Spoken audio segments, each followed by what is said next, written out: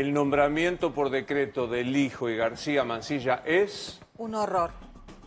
El fin de la República. Epa, contame por qué. Pues yo creo que acá estamos viendo un cambio de régimen, en realidad. No es un cambio cultural, es un cambio de régimen. Si vos mirás los considerandos, que es lo que nosotros decimos los abogados, la motivación por la que el presidente decide nombrar al doctor Lijo y al doctor García Mansilla por decreto, son todas cuestiones políticas que hacen a que el Senado no cumplió con lo que quería el presidente, claro, que era que los designara rápido a estos dos abogados. Entonces, no se respeta la división de poderes, hay una idea hiperpresidencialista que de alguna manera fuerza la interpretación constitucional. El Senado funcionó este mes. La realidad es que no funcionó, funcionó en extraordinarias. Entonces, y 3 días antes de que viniera las sesiones ordinarias, y con uno que ni siquiera tuvo acuerdo en comisión y otro que lo tuvo forzadamente. Entonces, creo que acá no es un cambio cultural, sino... Pero sí es algo importante. Hoy lo escuché a Cuño ahí sentado con Laje. A mí me parece un horror que Cuño sea ministro. No me queda claro lo que piensa. Pero digo, Cuño dice, absolutamente sin ponerse colorado, el Senado durmió. No, error. El Senado no aprobó lo que quería el presidente y eso se llama contrapoder, contralor de... Pesos y contrapesos. ¿No? El Senado no tiene obligación y no tiene plazos para dar tratamiento a esto, que es algo que vuelca en el decreto hoy el presidente Javier Milei en la letra de lo que se publica en el boletín oficial. Lo que hace es acusar al Senado de no hacer lo que él pretendía, que era designar estos dos candidatos 7 de la antes. mañana me dice Lucía, estoy leyendo el boletín oficial. La este grupo es motivación. distópico, quiero decirte, pero a las 7 de la mañana está leyendo el boletín. Claro. Las charlas. Pero lo cierto es que ahora empieza otra discusión. Ariel Lijo acaba de presentar en Comodoro Pi su pedido de licencia. Ahora están analizándola, pero eso se va a ir a la Corte. Y en la Corte las voces están divididas, porque creen que Ariel Lijo debe renunciar a su despacho, al que ocupó durante más de 20 años en Comodoro Pi. El juez federal lo que dice, yo no voy a renunciar, lo que tengo que pedir y puedo pedir, y la ley me ampara, es una licencia extraordinaria, porque considera que esto es un cargo de mayor jerarquía, llegar a la Corte Suprema. En la Corte, para tomarle juramento, lo que dicen un juez a comisión debe renunciar. Y esa es la discusión. Tenemos el detalle de lo que es el decreto que se publicó hoy en el boletín oficial. Ahí tenés, Luis, esta discusión que es hasta más política. Estos son los articulados de ese decreto. El nombramiento a comisión en el artículo 2, y ahí tenés el artículo 3, que a algunos les empieza a hacer un poco de ruido esta mañana. Los nombrados en comisión por este acto, al momento de prestar juramento de acuerdo a lo previsto por el artículo 112 de la Constitución Nacional, deberán cumplir las formalidades para el ejercicio del cargo. Algunos consideran que esto puede ser una sutileza por parte del Procurador del Tesoro, que es el jefe de los abogados del Estado, porque lo que no terminan de entender si con este articulado se le está exigiendo a Ariel Lijo la presentación de la renuncia. El ministro de Justicia, Mariano Cuño Libarona, en este canal con Antonio Laje, dijo no tiene que renunciar. Hay algunos en la Corte Suprema que no están tan seguras de eso. Claro, sí, Paula. Bueno, de última, será la Corte Suprema quien tendrá que interpretar si le toma licencia o no, si le toma juramento o no. A mí me parece que acá lo que se avasalla de una manera fragante es la división de poderes. La necesidad de Milei de mostrar su poder a través de avasallar al que piensa distinto. Y eso es muy complicado. Mira, ¿qué me está pasando a mí? Que cuando suceden estas cosas me pregunto, ¿qué hubiese dicho yo si Cristina Kirchner hubiese hecho esto? Y me duele el silencio de muchos que creían decían la República, la Constitución, y ahora justifican que dice que se permite nombrar en comisión.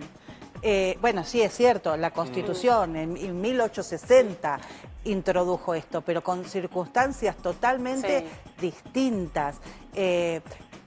¿Y por qué la Constitución te dice que vos tenés que tener 2/3 para nombrar a un miembro de la Corte, que es lo mismo que para las leyes electorales. ¿Por qué?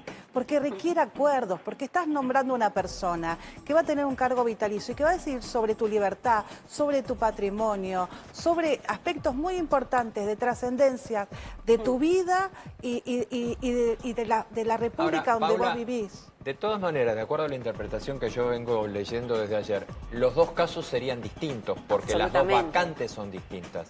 La vacante que genera Juan Carlos Maqueda sí estaría dentro del ámbito, aunque sea de una interpretación muy extensiva de la Constitución. La vacante de Haytham de Nolasco que no. es la de Ariel Lijo. Exactamente. Y además ahí el otro dato, Rubén, es que uno tiene acuerdo de comisión. y el Claro, otro Ariel no. Lijo tiene acuerdo de comisión, en tanto Manuel García Mancilla no. ¿Qué es lo inédito de esta situación? Que los dos pliegos tuvieron tratamiento en el Senado. No es que el decreto se firma porque de repente el presidente Javier Milei quiere otros dos nombres para la Corte Suprema de Justicia. Entonces acá se superpone un trámite ordinario que sí se le dio dentro de los plazos correspondientes, pero ahora se superpone con este decreto. ¿Qué puede pasar también? Que el 5 de marzo el Senado diga, hoy le vamos a dar tratamiento al pliego. Y lo rechazan. Y eso deja de lado el decreto sin lugar a dudas. Y genera una inseguridad jurídica muy grande. Ahora hay dos cosas para decir que me parece que hay que decir. García Mancilla, a quien yo no conozco, no tengo la menor idea, pero me dicen que es un hombre muy formado en el derecho, ¿no le da un toque de apuro a asumir por decreto? Al hijo, ¿no le da un toque de apuro a asumir por decreto? Y lo otro, hoy Cuño decía también, nosotros lo hacemos para que vaya, la Corte funcione. ¿Sabes cuántos fallos sacó la Corte en febrero, en estas 3 semanas de febrero? 700, con 3 ministros. Sí.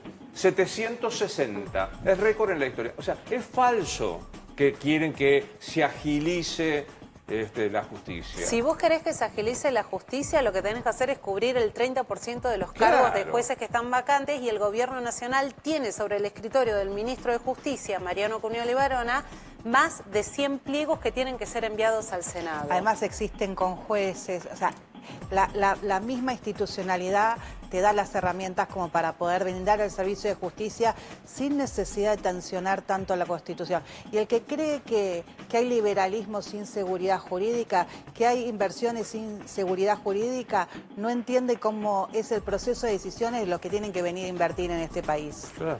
Estamos dejando un antecedente espantoso, grave. porque hoy nos indignamos con Milei y mañana puede gobernar otro y el antecedente ya está. Pero a nivel histórico se hizo ¿cuántas veces? No, en la no. historia, en los Te últimos... digo, No, te lo se digo hizo con varias exactitud. veces. Por eso. O sea, te No, lo digo no. con muy pocas. Pero y en dictaduras. ¿Y en qué significa? Digamos, por ejemplo, lo hace Mitre. O sea, te voy a decir, porque lo escribió el doctor Vivo, uno de los integrantes de la Cátedra Constitucional, entendámoslo, ¿no? O sea, de las épocas de las que estamos diciendo. Lo hicieron Avellaneda, Juárez Selman, Pellegrini y Figueroa Alcorta, en situaciones un poco complicadas institucionalmente, ¿no? Y por otro lado, esta historia de nosotros queremos que el Poder Judicial funcione rápido. ¿Qué pasaría si Rosati mañana dijera, a mí me parece que Milei es lento para gobernar? O sea, ¿qué es esta intromisión? Proponer los pliegos. No tuviste consenso de las 2/3 partes como la Constitución te lo pide para que sea lo más, no sé, aceptable jurídicamente. Cambia los pliegos. ¿Qué es esta obsesión de son estos o no son nada, no? Es que o pensás como yo y sos persona de bien, o pensás distinto de mí y sos persona de mal. Es la división entre los que estamos de un lado y los que estamos del otro. Y solo aquel que hace lo que yo quiero es el que puede estar dentro del sistema, el que puede estar dentro del gobierno, el que puede ocupar una banca, el que puede ser periodista. Pablo, es complicado Paula, lo que estamos normalizando. Es increíble que no se hable de una reforma más profunda ahora, cuando esto que vos estás describiendo lo venimos sufriendo de hace 20 años. Lucía lo sabe mejor que nadie. Hace 20 años que el Consejo de la Magistratura regula como una canilla cientos de cargos demorados de nombramientos de jueces, de acuerdo a lo que le conviene al presidente del momento. Y después el Poder Ejecutivo también pisa los pliegos, porque Alberto Fernández y Cristina Kirchner en distintas instancias tuvieron casi 90 pliegos pisados sin enviarlos al Senado. y esto también, lo que sucede es que hay una parte del funcionamiento, de la operatividad de la justicia que depende exclusivamente de la política, porque así también lo determina la Constitución Nacional. Ahora, muy distinto es que la política le diga a la justicia cómo tiene que hacer su trabajo. También hay algo de lo que decía Oliveto, ¿no? O sea, yo me acuerdo cuando Patricia Bullrich, bueno, en aquel entonces era montonera que ponía bombas en los jardines de infantes, pedía república, y ayer la escuché justificando. Yo por lo menos pediría que hicieran un silencio piadoso sobre esta cuestión. Es un sapo que tienen que tragarse, bueno, pero no me cuento. Yo me acuerdo lo que decían. Es sonoro el silencio de muchos, ¿no? Es que la coherencia en política no es un valor, porque para la sociedad mayoritariamente no es un valor. Total. Y esto es un punto que de alguna manera te frustra, porque lo que vos decís de Cristina Kirchner y el kirchnerismo es verdad. El kirchnerismo quiso hacer la reforma de la justicia, quiso nombrar jueces por elección popular. Ahora, ahí nosotros teníamos claro que había que combatir porque había una decisión política de cooptar la justicia para lograr la impunidad. Ahora, ¿acá usted no lo ve así? No, por eso, sí. No. Yo termino la manera de decir. Entonces, cuando asumió Milei, que él hablaba de Alberdi, que él hablaba de la Constitución, uno decía, bueno, es un personaje disruptivo, vamos a decirlo de alguna manera, pero va a respetar las libertades, va a respetar la Constitución, va a respetar el plan de vida del otro, va a respetar un montón de cosas. Y ahora sale lo de la cripto y automáticamente decide cubrir las dos vacantes, cuando no es verdad que en el Senado no haya negociado cosas. En el Senado ha negociado lo que quiso y él tuvo las herramientas para gobernar porque le han salido leyes fundamentales. Bien. Entonces, acá es otra cosa lo que se juega y tengo mucho miedo de que el silencio cómplice o mirar para otro lado de muchos dejen los antecedentes para que este país cada día se degrade un poquitito más. ¿Vos querés decir algo más, Lucía? Sí, ahí lo que llamó la atención bastante del decreto, no sé si tenemos alguno de los recortes del decreto, es la carga política que se le da una explicación técnica, hasta debería ser de índole jurídica, de por qué el gobierno decide designar 2 jueces por decreto. Esta es la parte del articulado, pero en otros tramos se habla de un Senado que no funcionó, que no dio explicaciones de por qué no aprobó los pliegos que había enviado el Poder Ejecutivo. Y habla como de una suerte de peligro inminente de continuar con una Corte con 3 miembros. No es la primera vez que la Corte Suprema de Justicia funciona con 3 miembros. No significa que porque tiene 3 miembros no funciona. Hay un sistema establecido con jueces cuando no hay unanimidad en los 3 integrantes de la Corte Suprema de Justicia. Javier Milei, cuando asumió la presidencia de la Nación, había dicho que no se iba a meter con la Corte Suprema de Justicia. Acá lo que está planteando es que él considera que con estos 3 miembros no puede seguir funcionando. Total. No, bueno. y que requiere miembros que respondan a, pues si vos mirás la motivación, que respondan a su pensamiento político. Pequeño detalle. ¿Vas a ser candidata a diputada? Diputada por la Ciudad de Buenos Aires. ¿Van separados? O sea, ¿no va a haber frente? ¿Que van solo ustedes? Nosotros vamos a ir con la propuesta de la coalición cívica. Somos frentistas, creemos que para el 2027 hay que hacer un frente, pero en esta instancia la coalición cívica va a generar una propuesta y vamos a convocar seguramente a otros como para que puedan incorporarse a la lista y hacer una propuesta viable y buena para esta ciudad que tanto queremos y donde es importante dar testimonio también. La legislatura te merece, así que te deseo lo mejor. Tengo un miedo.